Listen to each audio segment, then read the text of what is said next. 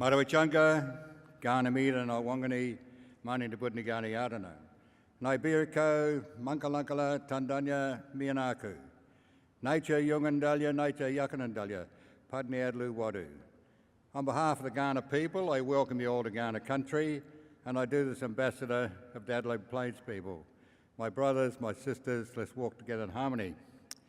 They've asked me to talk a little bit about education, because I don't know if many people know this, but Ghana people were educators. We, as Ghana males, had to be educated for 25 years and do 5 initiations. Of course, this is in the old days, it's not now, because, as you know, a lot of our language was taken away and a lot of our education system broken down.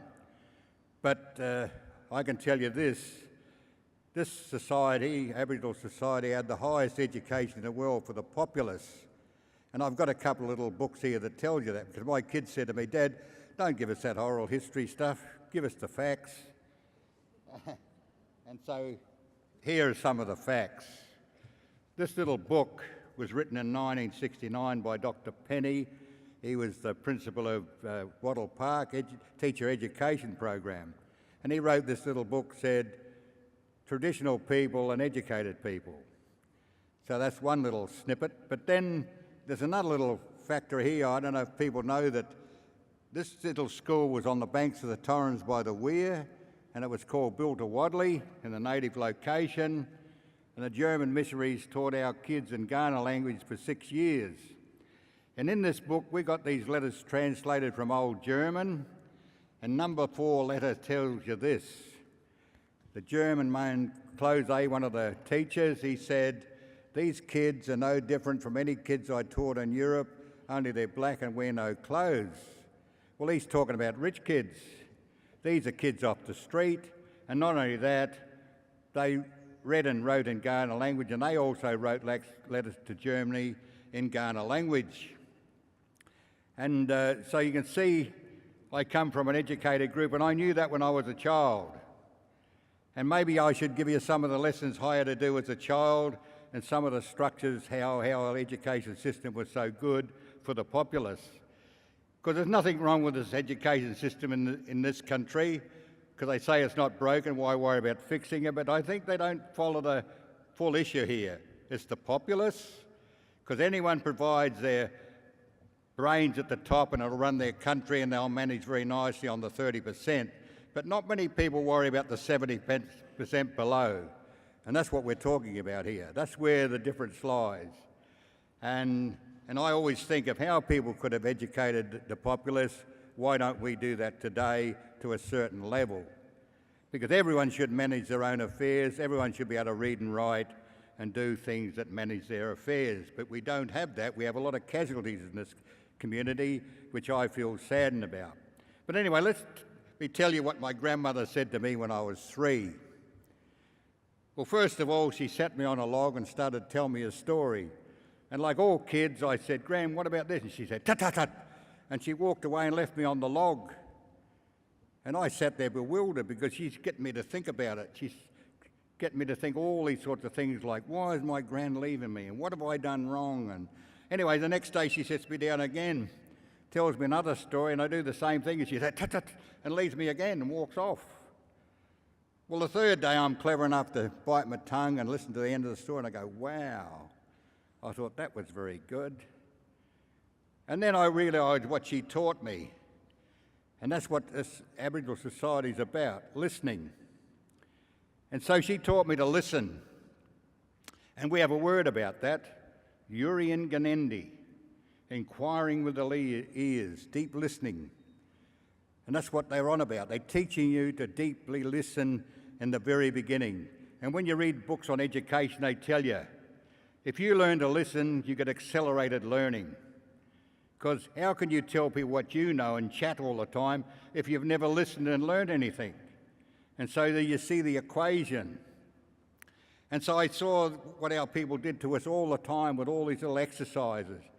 And so when I went to school in the city, at about 7 years of age, I went to Ethelton Primary. And I saw all the kids holding up their hand, please sir, ask me, and can I ask the question? And I thought, very little learning goes on here. See, because everyone's questioning, and I wonder why schools do that to young kids. Why should they be asking questions and getting quick, easy answers? And that's what breaks people down. I've even seen that upset kids with brilliance, because what brilliant kids learn to do is read the quick, easy answer in the book. Then they become lazy, and I've even heard university professors say, I don't want no clever kids, they don't work hard enough. The normal, able, hard-working child will always succeed because he has to work harder at his job. Now, that's sad in one way, because you know he's going to get there, but look at the top. You've got the brilliant kid will drop off because he wants quick, easy answers and don't like working, and the lazy kid at the bottom does the same. And so you can see where the problems lie, because we look at everything. We learn to observe. And that's another thing we find in society, that people look, and we learn to observe by a piece of string. And maybe I should show you the difference. That's if I got the string with me, but we'll just hang on a minute. And I'll show you how we learn. And people see us with the string and they say, oh, you play games, do you? And see, we learn conversational factors, and when you say that, you're trying to tell me it's lesser than. Then I look at you and think, haven't you learned through play? Don't you know the difference? Because our people had a very interesting statement about the string. They said, it's not what you use, it's the way you use what you got makes the difference. And the difference is this, and I'll show you how you learn and how I learn. When you go to school, you're taught by instruction to put the right in front of the left, put it in your mouth, left over right, it'll go between your finger. You've solved a problem, taken the mystery out of the string, into the ball game. And you say, that's all that's about. And we look at you and think, is that right? And so we say, now we'll change the rules. You watch what I do, then try and do it and see if you can. And then we do things like this.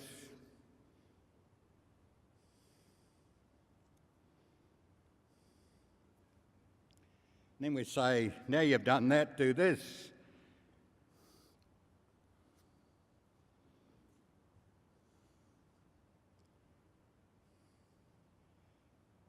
I'm 84 and I can still do that. Why? Because I had to work at it. Because learning to look with your eyes is a pretty difficult job to do. And I had to spend 3 or 4 months at it. But what are we trying to do here? We're trying to reduce it down 1 month, 2 months, 1 week, 1 hour. What we're going to aim at is 2 minutes. My art is to look at you and see what you're doing for 2 minutes and then do it. And this is the ultimate.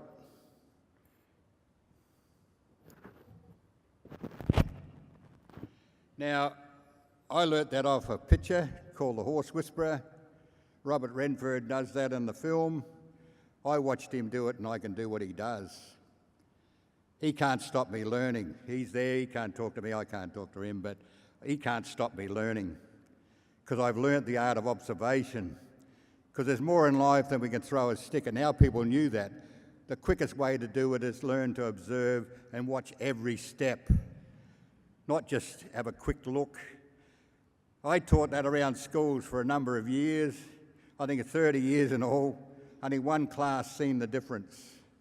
And the teacher came to me, she said, they understand what you're talking about. I said, yeah. She said, you know what they are? I said, no. She said, they're all musicians. Because musicians have to learn to observe. And not only that, they wrote an essay for me.